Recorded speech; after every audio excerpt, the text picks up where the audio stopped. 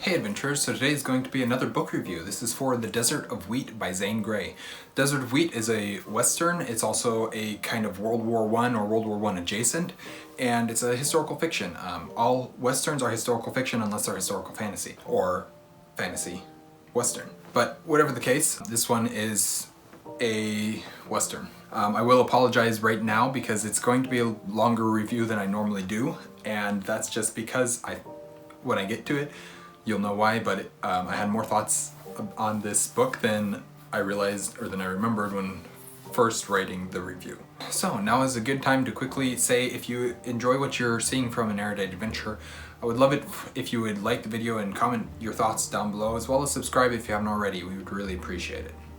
Let's get into this review. I have only read one other Zane Grey at this point, and while it was definitely a slow burn, I ended up really loving it by the end. The same happened with this one. They are pretty slow burn. They're not long, but they are slow burn for up until the end, and then everything wraps up and it's really good. So The Desert of Wheat follows a young wheat farmer in, I believe it's Washington State, it might be Oregon. I'm pretty sure it's Washington, because I was thinking it was Oregon based on some of the things that they said, but then I kept thinking, no, it's not, it's the other one, which would be Washington in this instance. So it's set in Washington State during the early 1900s. I believe it's set during 1917, primarily. It sounds rather like a dry story based off of that premise, but the way it's told is very interesting, and you can tell that Grey really did his research and really knew what he was talking about. It is more than just a farmer growing wheat. It is the things he had to deal with, the onset of World War I and the US getting drawn into the war, but also the way the wheat production influenced the war efforts and how the farmers were trying to be sabotaged, where there was sabotage attempts on these farmers. How much of it is actually based off of real events, I'm not entirely sure. I think quite a bit. In fact, I would say probably most of it is based off real events, other than the fictional characters and storyline that's created. But the events surrounding it, I do believe, were real. I wasn't alive at the time then, though, so I'm not sure. I never learned about this side of World War I history while I was in school, and I haven't looked really further into it yet. That being said, it is a good story, and that's all I ever ask for, is that something be a good story. I will admit that I was expecting there to be a lot more involving this character going off to war than there was.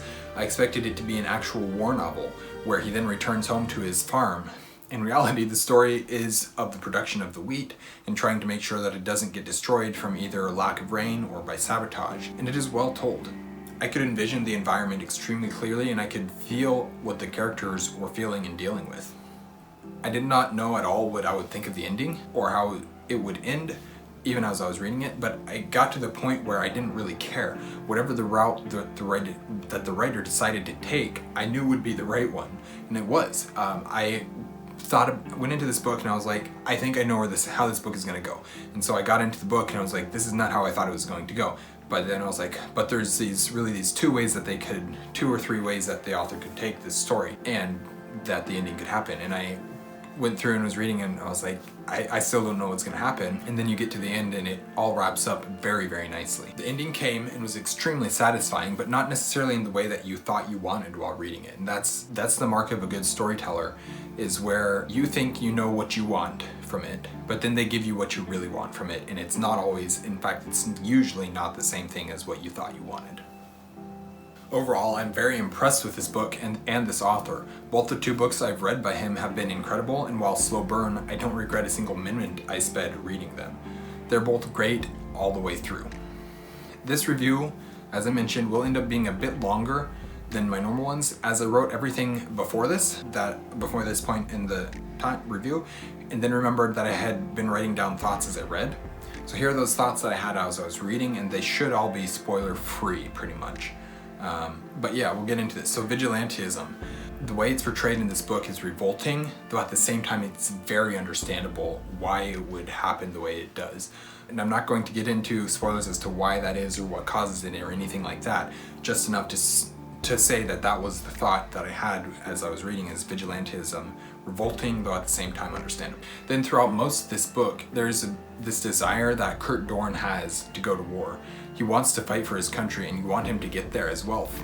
As an American, we have this, at least I have this sense of honor and of duty and of patriotism, and I love seeing these stories of people who wanted to go to war and who decided to go to war to protect our nation, to protect our freedoms and stuff like that. So I love seeing that, and that's because of that I wanted to see what it looked like in this, I wanted to see that happen in this story for this character who also wants that same thing. You feel like that's where the real story will be, and that is what you'll want to be reading. And then you get there, and it's horrible. The destruction, or the descriptions of trench warfare are some of the most gruesome but realistic I've seen.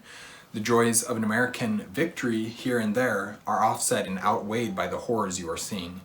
And that's something that, I mean, even Tolkien, in my research of Tolkien, I have learned about is just how utterly terrible the trench warfare was. And then all these, as much as a victory feels great and you want us to have victory, it's kind of outweighed by all the things that happened in order for you to get that victory. And you see a lot of that in this book in very gruesome detail, in a way that is shocking and not really, definitely not for children.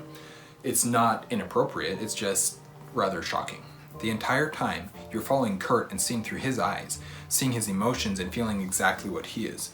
That's what makes it work. It isn't pretty, it isn't glorious, it's real. But it's not just the horrors of war from the front lines. It's the reaction of those who have been there and made it back alive, as well as the difficulties of those who haven't and or never will make it to the battlefield that they so desired. There's that juxtaposition in this book between the character who wants to go to the battlefield and makes it, and the character who wants to go to the battlefield and doesn't.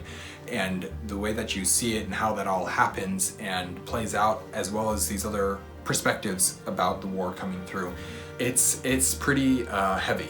This is one of the heavier books that I have read for sure, and I very much enjoyed it. So those are really the thoughts that I had, that section between vigilantism and then the desire of the characters, juxtaposition of the characters. Those are the thoughts that I had written down as I was reading, and then we'll get back into my closing thoughts here. I definitely recommend this one as a historical fiction and as a Western and as a World War I adjacent novel.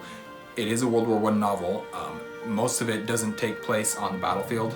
It takes place adjacent to the war though. Things like production of wheat for the sake of the war effort type stuff. It's one of the best books I've read in a very long while. I can't say that it's necessarily my favorite, but it's one of the best books that I've read in a while. So that is my review for The Desert of Wheat by Zane Grey. Thank you guys for watching an Erudite Adventure. We post videos every Monday and Thursday and have our social medias linked in the description down below. We will see you guys again soon. Stay warm.